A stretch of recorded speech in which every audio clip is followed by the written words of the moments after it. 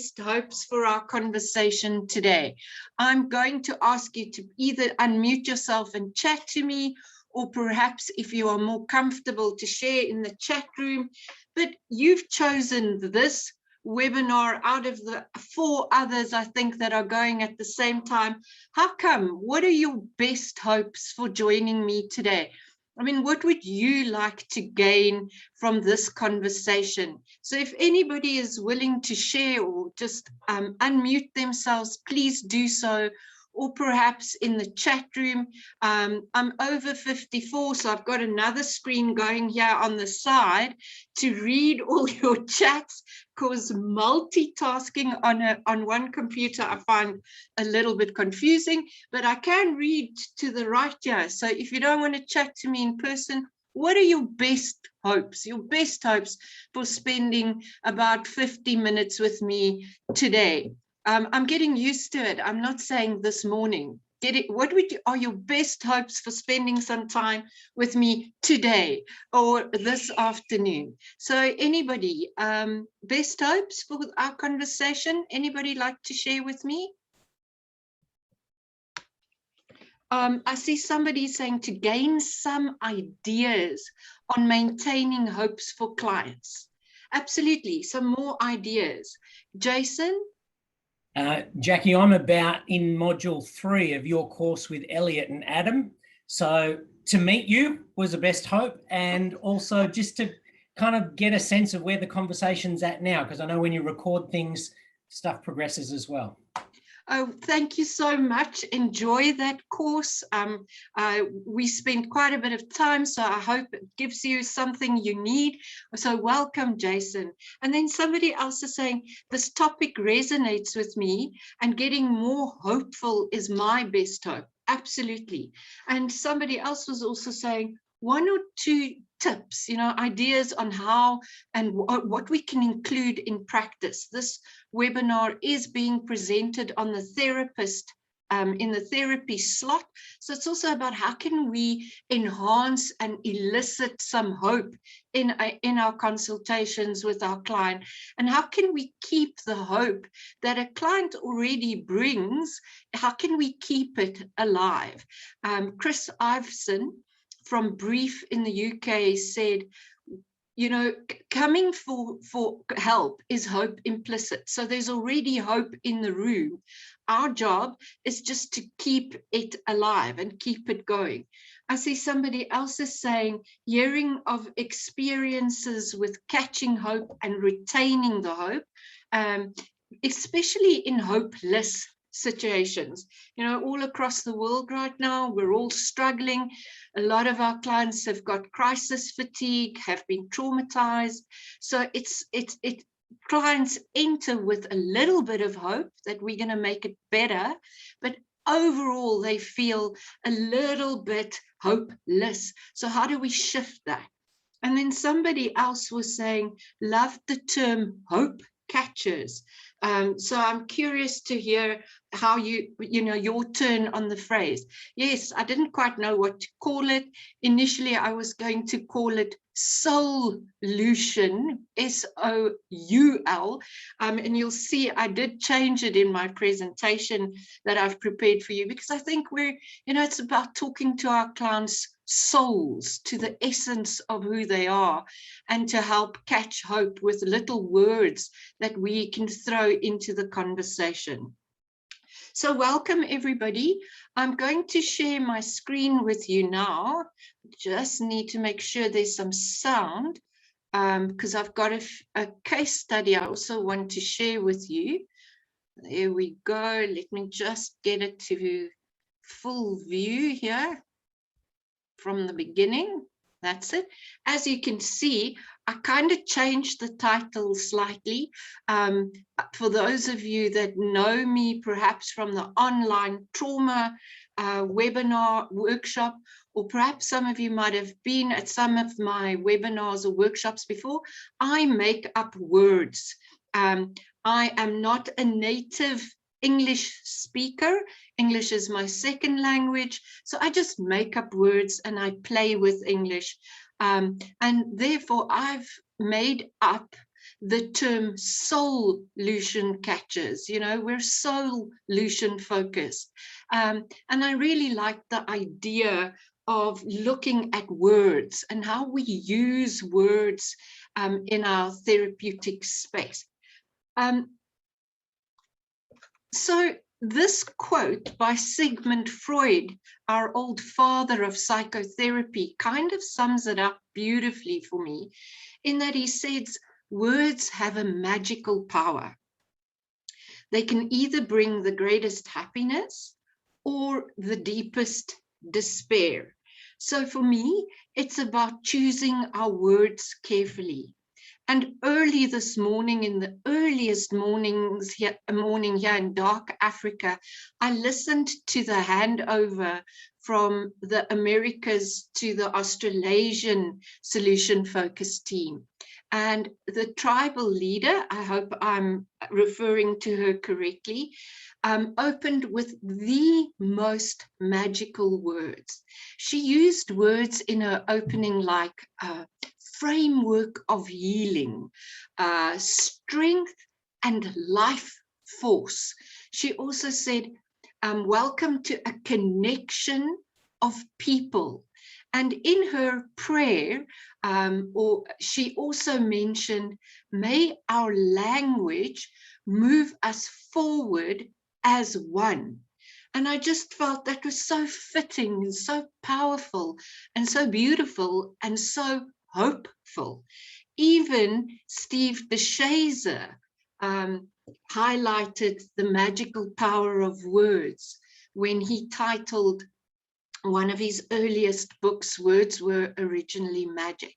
So today, my best hope in this presentation is that this presentation will help us and remind us of how our words can plant seeds of hope and inspire our clients, and how our words can help our clients grow through whatever they are going through. Because the bottom line, I feel and think, is that words can inspire a client, and or unfortunately, without intending, our words can also harm or destroy. So we need to choose our words as the therapist, as the coach, as the facilitator. We need to choose our words well. We can either choose words that fixate on the language of limitations and problems and hopelessness, or we can be mindful of a word or two that we put into our conversation that will shift the whole focus into possibility and choice, into resilience, into coping. So I was thinking, let's do a little exercise together. I mean, the last thing you need is death by PowerPoint. So let's quickly do a little exercise together. And in the chat box, I'd like you to share with me and think for a moment. Here in South Africa, we're going into our 18th month, roughly, of crisis, of the virus, of lockdown, of opening up, then lockdown again, and even some political upheaval. So I want you to think in your context, where you are. What is your current motto or slogan, or perhaps for the younger therapists out there, what's your hashtag that's helping you get through right now, right? What are you saying to yourself when it gets a bit hard, or when lockdown comes again and you got to go back? In our case, we're still in level 3. We can't, there's a huge curfew. So what is your current phrase, right? What are the words you are using right now to help you keep going, to help you get through this? There's one. I love that one. I think that's a good one, although it's 6:45 in the morning, I'm not sure. Alan was saying, must be time for chocolate. And then somebody else says, good, I can relax and utilize this time and slow down. Very importantly, slow down. I'll never forget my very first webinar or workshop I ever attended with Steve DeShazer. I wrote on my notes, slow down, Jackie, and I underlined it a few hundred times. So yes, slow down. Another one is, remember that things could always be worse. Absolutely, you know. Also to say to ourselves, things can be worse. So be grateful, practice a bit of gratitude. Somebody else is saying, she just says to herself, take one day at a time. One day at a time. Somebody else is saying, remember smiles and laughs. Find the smiles. Remember to laugh at least once a day and find the smiles. And somebody else is saying, just keep going. Just keep going. For me, down here, you know, straight talking South Africans, I often had to say to myself, pull up your big old brookies, Jackie, and let's just do this, you know, let's just keep going. Somebody else is also saying, just keep going, absolutely, and then breathe. I think, you know, in times of crisis, in times of difficulty, we tend to hold our breath. So saying it out loud, just breathe. Breathe has also been a helpful one. Oh, I love this one. In my presentation, straight after this one, I've got a back-to-back this morning. Tabasani Nkube, who's sitting at the bottom of Mount Kilimanjaro in Tanzania, will be joining me. And what this participant is saying is one of Tabu's life mottos. Even after the darkest night, there will be a bright dawn. I think we've actually got one of those quotes in our presentation. So as you can see, we're all using words to inspire ourselves. Look at the hashtag coming in. I got to read it because it's all one word. Lock down one day at a time. So taking it one day at a time. These are all the words we are using right now to create our reality of how we cope, how we perceive ourselves, and how we manage. As Steve DeShazer said, language creates reality rather than describe it. Somebody else was saying, just like the first participant, it seems like chocolate is really helping us get through. Life is like a bowl of chocolates and you never know what you're going to get. And then another statement that somebody keeps reminding herself of is be kind. Be kind to others and be kinder to yourself. Wonderful words that really create our reality of breathing, our reality of coping, our reality of just keep going, our reality of slow it down, our reality of take it one day at a time. One of my favorite people in the whole wide world is Archbishop Desmond Tutu, who down here in South Africa ran the Truth and Reconciliation Commission. And Archbishop Tutu wrote, with the Dalai Lama, wrote the Book of Joy. And in the Book of Joy, he says, you know, be careful what you say, because words do not only describe reality, they also create reality. So as therapists, I think we need to be really mindful of how we use our words, because our words shape our questions. And in turn, that shapes or stretches or shifts the worldview of the client. So today is not a webinar about solution-focused processes, the solution-focused technique, solution-focused assumption.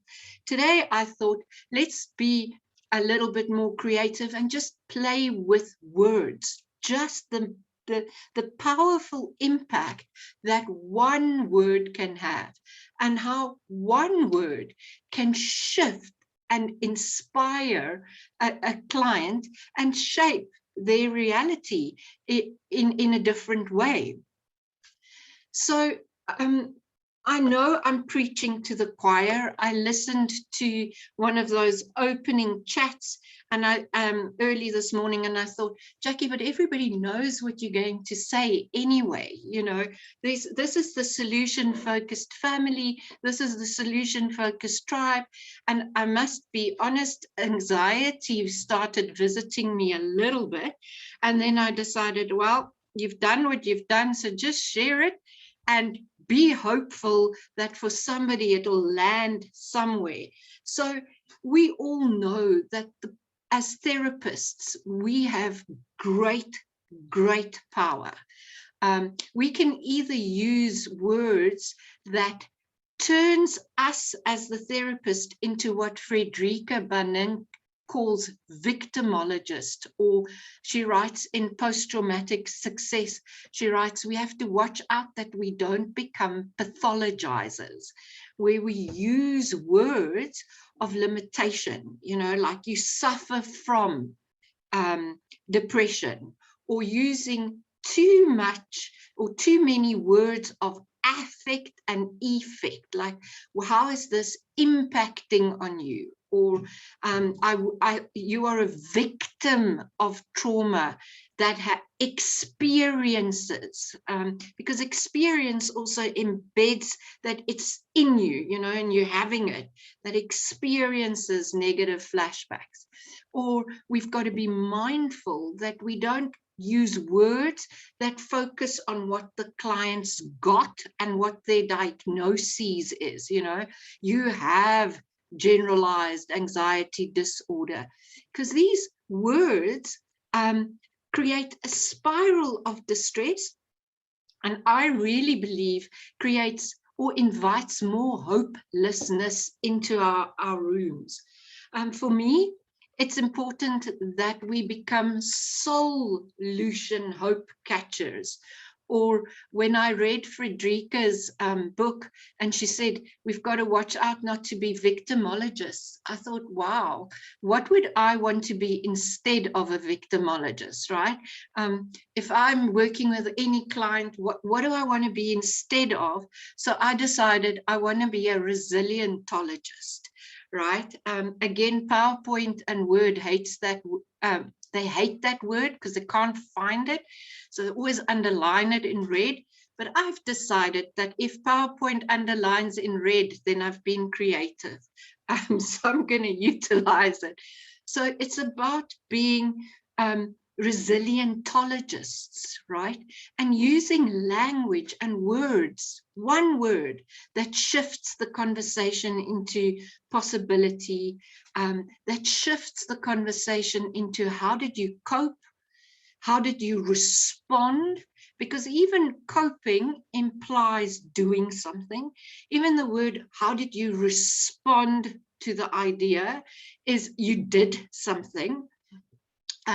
You all know we shift the language and the conversation into talking in the presence of a solution, using those beautiful presuppositions that Bill O'Hanlon talks about, that John Hendon, who's suicide prevention specialist, talks about, those beautiful, I call them hope catchers, of when you recover, you haven't found a way to deal with this yet, or today is a difficult day. I'm going to talk about some of these presuppositions in a moment.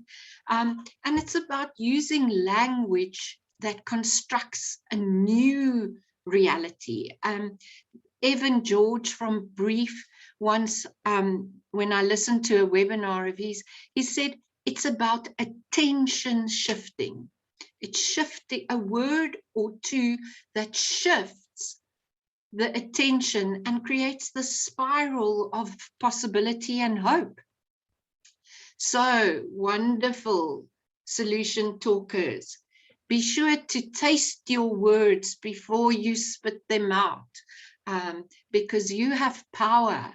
And Heather Fisk so beautifully said, you know, that using solution-focused language is elegant and hope implicit.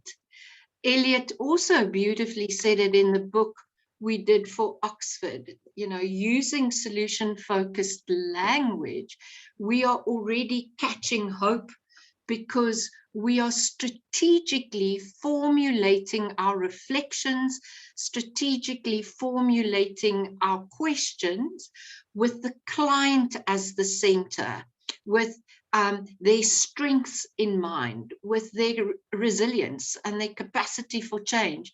And then we're formulating our words to focus on the hope and their hope and our own hope for them, rather than using language or words that that focus on the problem. Just by the way, when we wrote the book, we kind of struggled with the title. Eliot, Adam, Johnny and I, we knew it was going to be a book on solution-focused brief therapy. We knew it was going to be trauma, but what do you call it? Solution-focused brief therapy and clients experiencing trauma? That is problem-focused.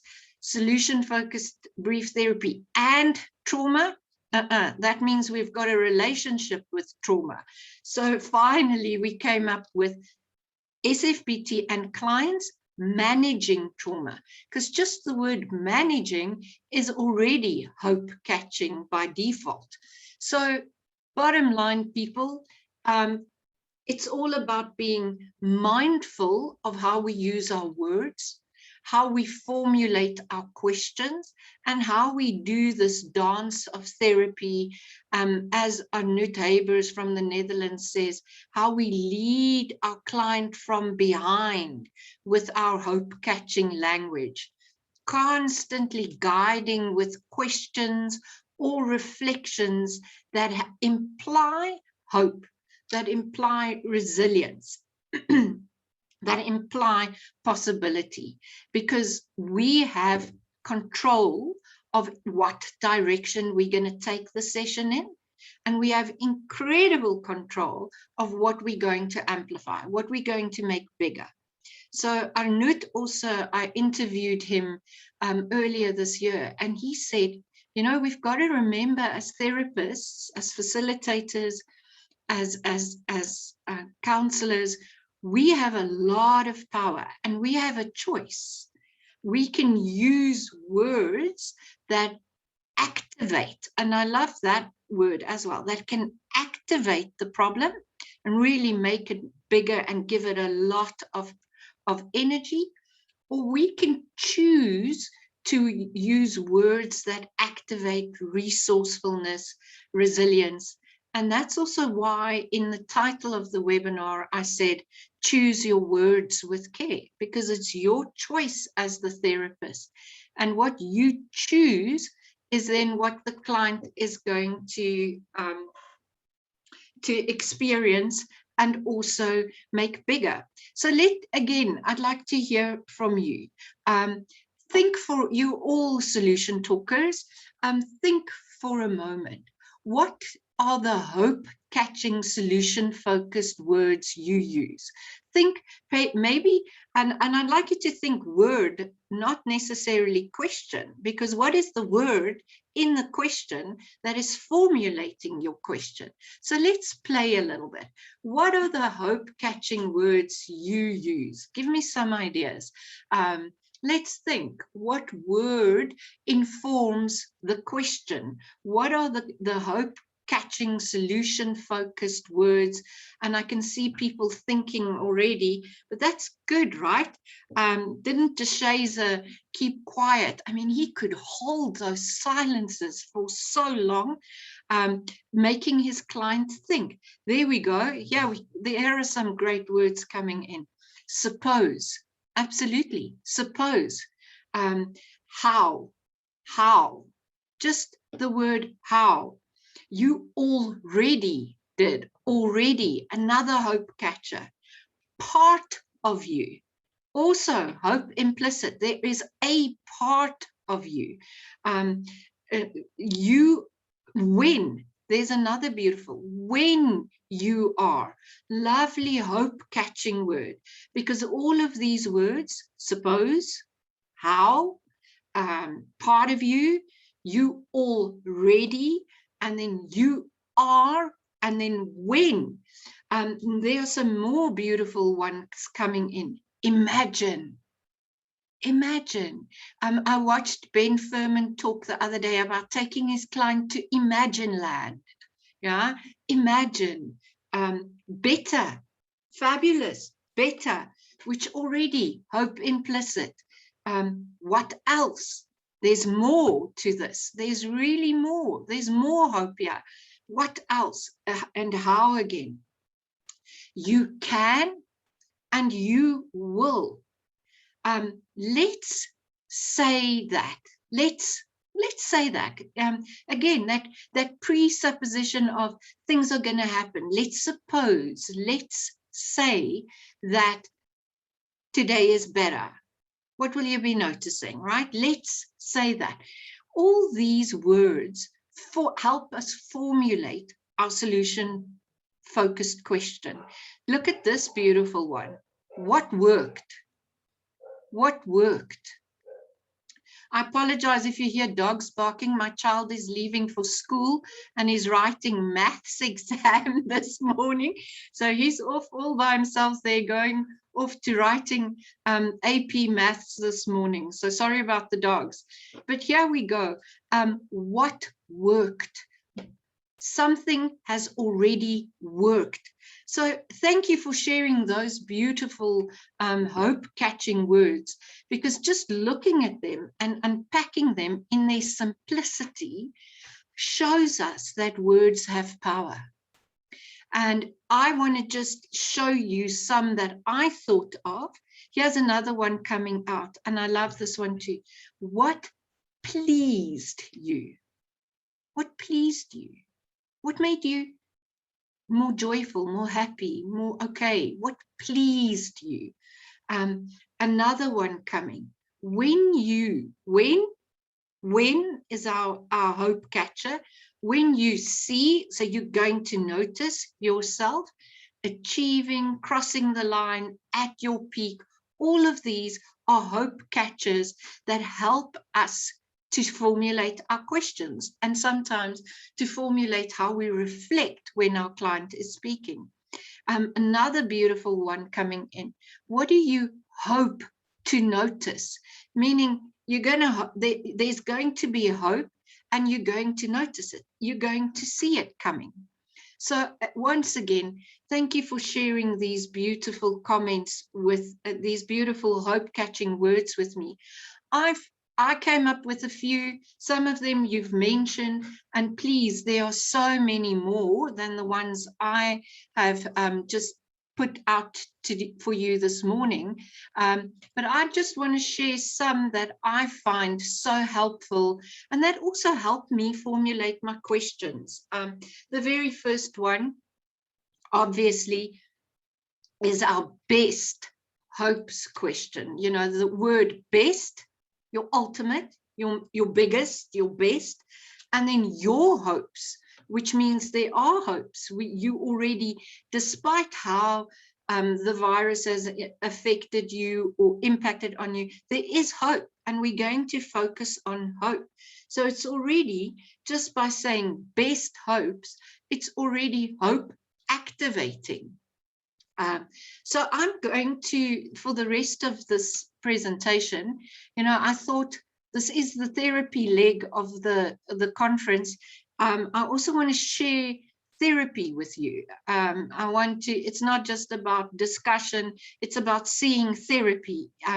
So I've taken a leap of, let's call it courage, and also included a therapeutic process I've been doing with a client. Obviously, I'm not showing you the process. I've cut snippets out of her journey to show you how these hope-catching words shapes the therapist's question and reflection, and how it shifts the client's perception. So please, this is not about the process or where in the therapy. It's about the hope catching word and how it kind of puts the therapist in a framework of hope, of shaping the question, the formulation, and then shifting. And notice the shift in the client. So I'd like to introduce you all to Ria.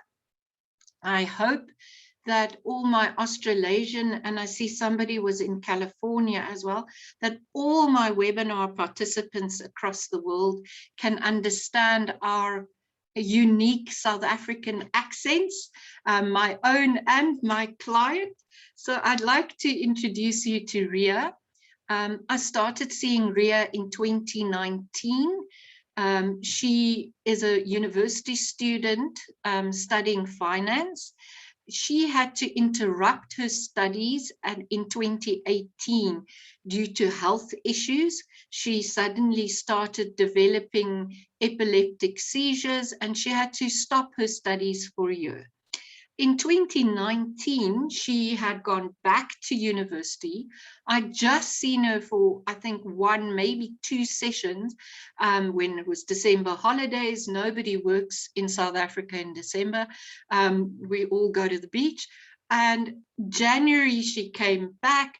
And just as we started, lockdown happened in South Africa.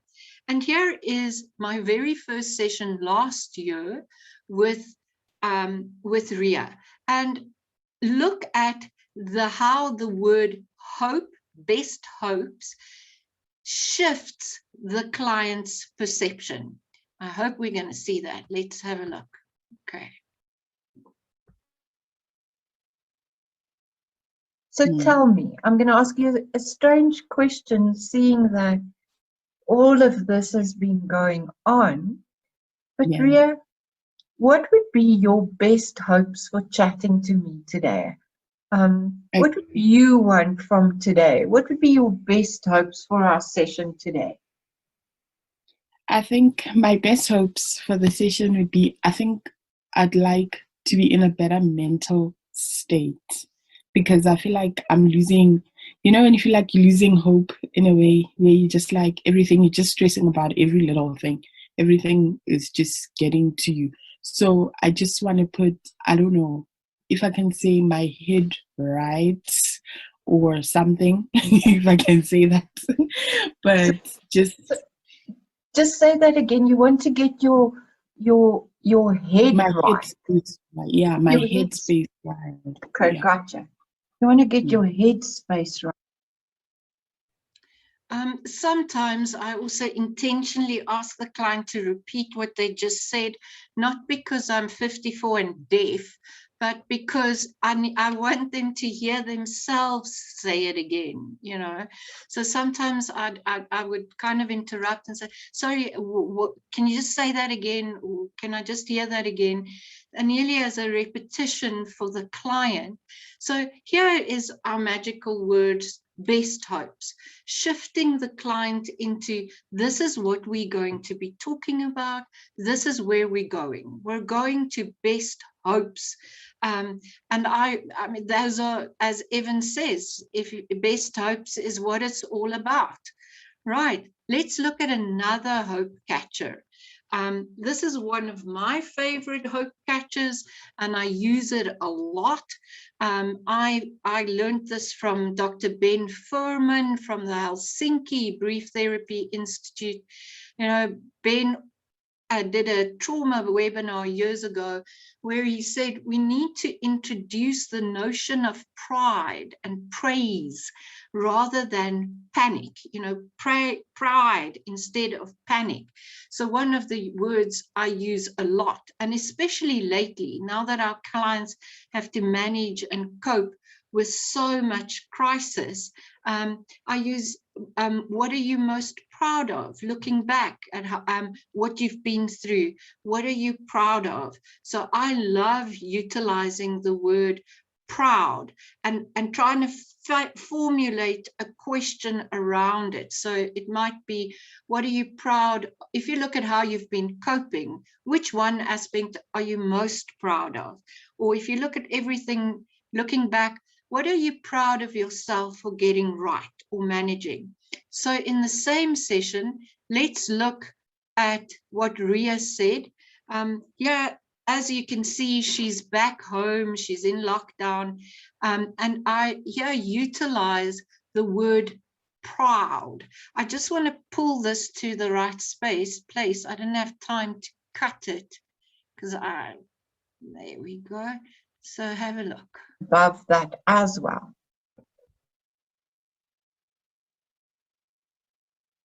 I want you to draw a circle in the middle.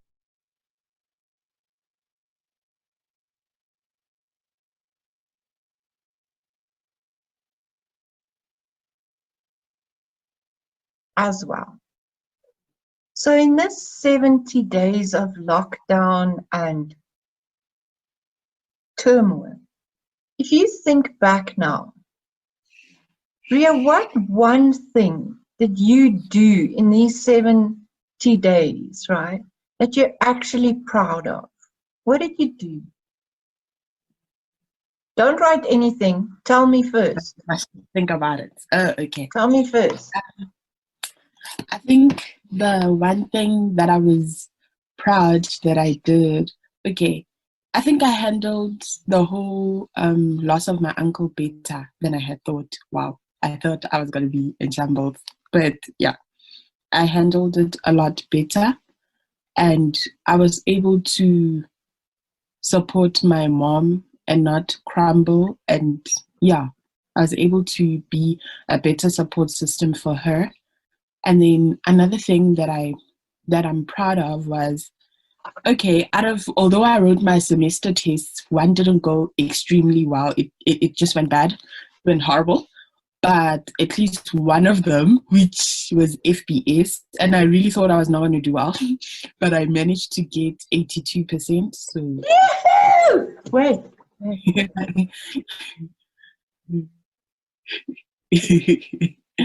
So I think with FPS I did well. The other thing that I'm proud of myself was, I think, with the little money that I did have, I was able to like help my mom and help out here at home, like with groceries and getting like little groceries and just helping. So Ria is an amazing client as well, because I asked her for one thing that she is proud of herself for doing. And in the end, she gave me about 7 things. And then we unpacked what qualities within herself it took in order for her to get that right. So I love using the hope catcher. What are you proud of over the last few weeks or days? And then our brilliant hope catcher is cope and manage. How do you cope?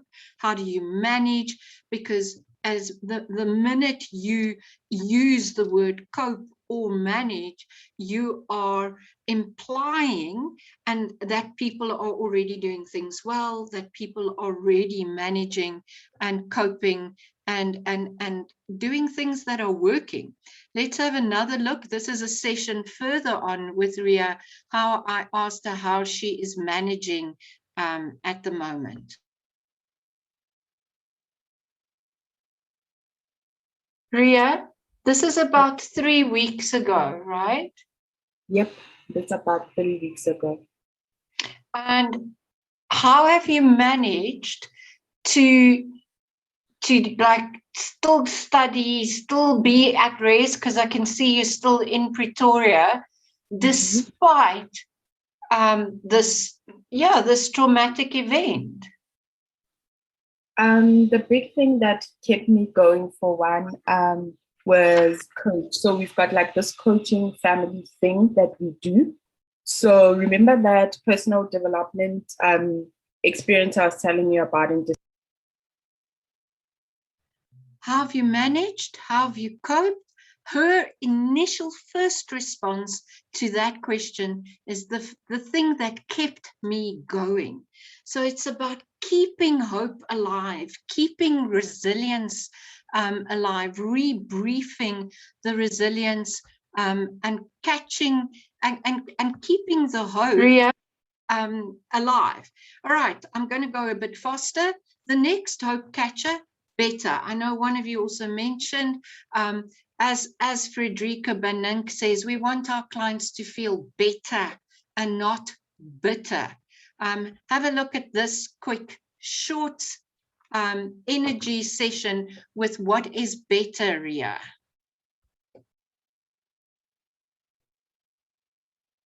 So I'm going to ask you a solution-focused question because I can see that I can ask you this question. What is better? What is better, for one, I would say, is that I came this side and I have my own space. I think what is better is that when I was at home, I literally forgot about myself, if I can say that, for one. And I just think I was just sucked in. You get sucked into, I don't know, into the groove of what's happening. Is everyone okay? So I'm going to ask you a solution-focused. So by asking what is better, she answers it. She tells me what is better, but also it shapes and shifts her attention towards, I can take care of myself and I need to take care of myself. And then a lot of you said our magical question, how? How do you do it? How do you get it right? How do you cope? How do you manage? Our magical shapeshifter, how?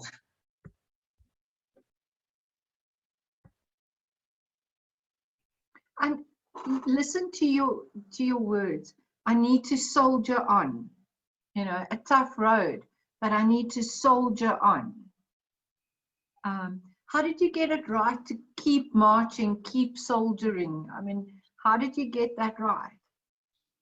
I think it was a constant reminding myself that I remember I'd remind myself. I remember when we were having a chat last year and you said to me that I owe it to myself to make this year work. I owe it to myself to actually get through with it and make.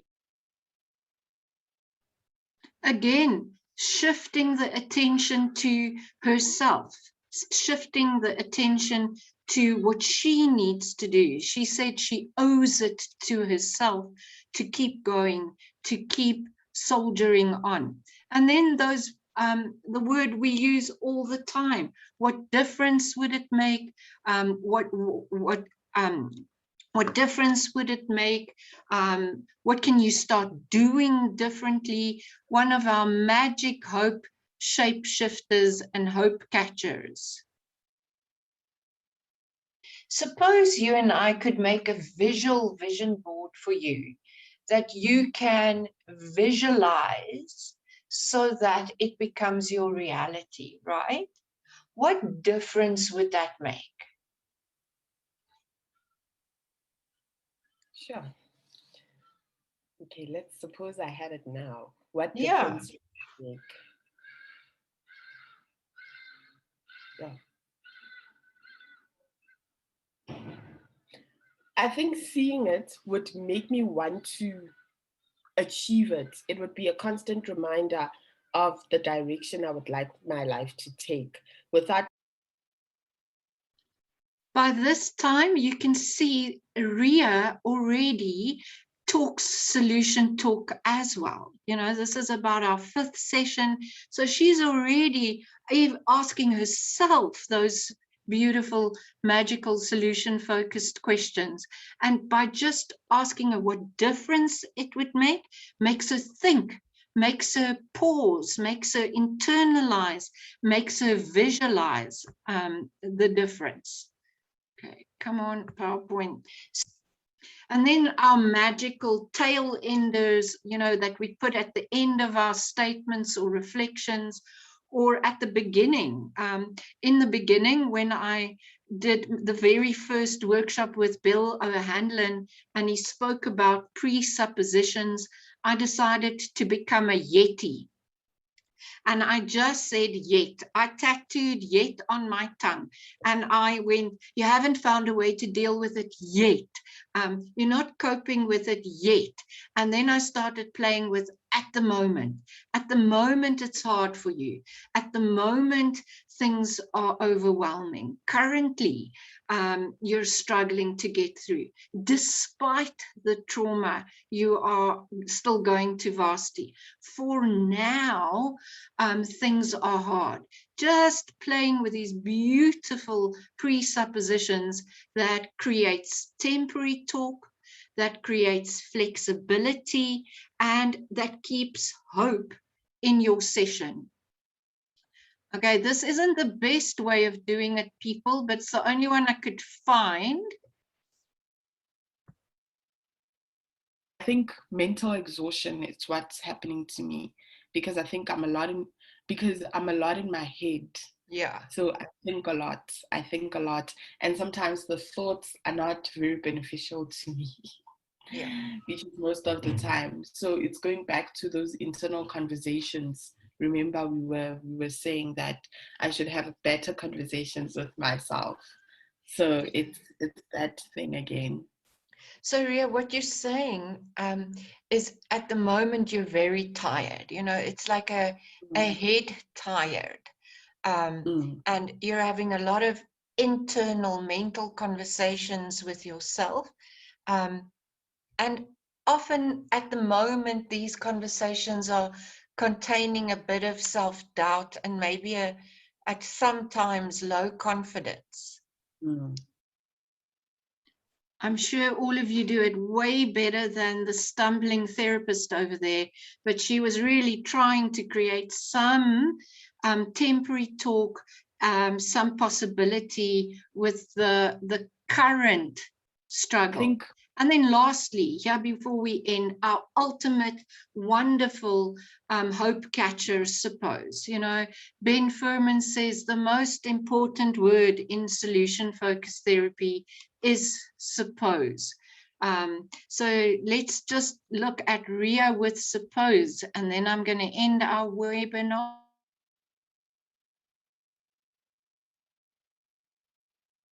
Ria. Yes, Jackie. Suppose, right? I could interview a Ria Bettsway 5 years into the future. How old will you be then? 5 years from now, I'll be 31. Wow, I'll be so old. So, suppose I sat down with a 31-year-old Ria Bettsway who's got a great job, who's finished her degree, and I said to her, Ria, let's look back a little bit. Let's, as two wiser, older women, reflect back at everything you managed to get through. You know, how you managed to control what you can control, how you managed to not lose momentum despite health issues, how you went through COVID-19, how you went through grieving and loss of your cousin and your uncle, how you kept going back and you know, and how you paced yourself all the way up here to being this 31-year-old with her own job, her own car. Definitely. Yeah. And I said, you know, let us two older, wiser women reflect. Looking back, 31-year-old Ria, what impresses you most about the younger student you? So For one, it's the resilience, it's the focus. Yeah. It's the resilience, it's the focus, and just having that mind shift, because I can literally see that my perspective has changed in how I approach stuff.